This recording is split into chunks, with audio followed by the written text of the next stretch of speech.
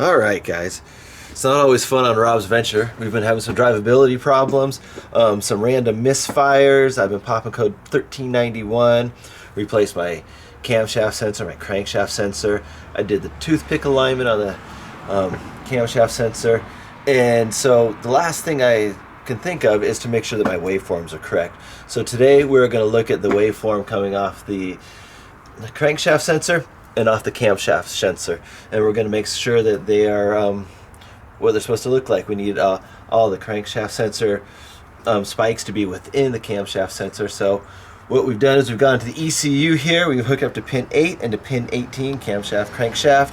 We've got our oscilloscope over here. So we're going to go fire up the Jeep and see if we got some signals. Alright, so the other day I did the toothpick adjustment, figured it was out, and that's roughly where I was set with the toothpick adjustment. So you can see we got the cam sensor rising and dropping. It's dropping just past the crank sensor.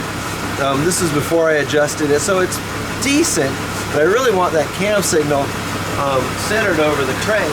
And you can see as I rotate the cam position sensor, I rotate it a little bit counterclockwise, it makes it worse. And I could have actually been right around there. It's kind of hard to tell. But we're going to rotate it clockwise, and that's a little too far.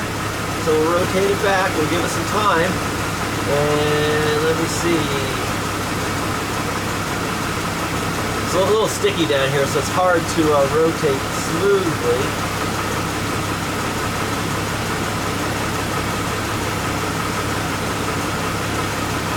How's that looking? Looks pretty well centered, I'd say. It's shifting around a little bit on me, but I don't know if I could do it much better than that. So this should have set the correlation between my camshaft sensor and my crankshaft sensor. Ideally, my P1391 are gone, my P303, 304, 306, and all these other damn random misfires I'm getting should be gone. I guess the next trick is to tighten it down, see if it shifts at all. We'll put the truck back together, and you know, it could be weeks before I know if I have any problems. We are going to go to Death Valley in about 12 days, 11 days, and I hope that I don't have my problems anymore.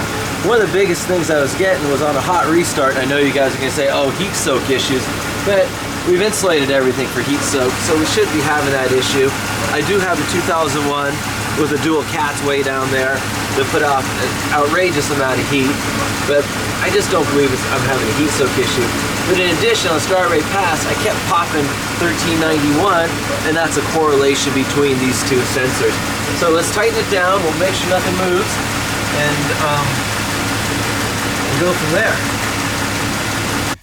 Alright, it's been over 1,000 miles since I adjusted my camshaft sensor using the oscilloscope.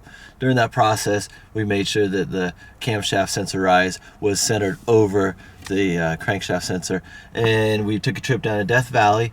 We didn't have a single error, no misfire codes, I didn't get any transmission codes, so I believe the process of synchronizing the cam and crankshaft was 100% successful.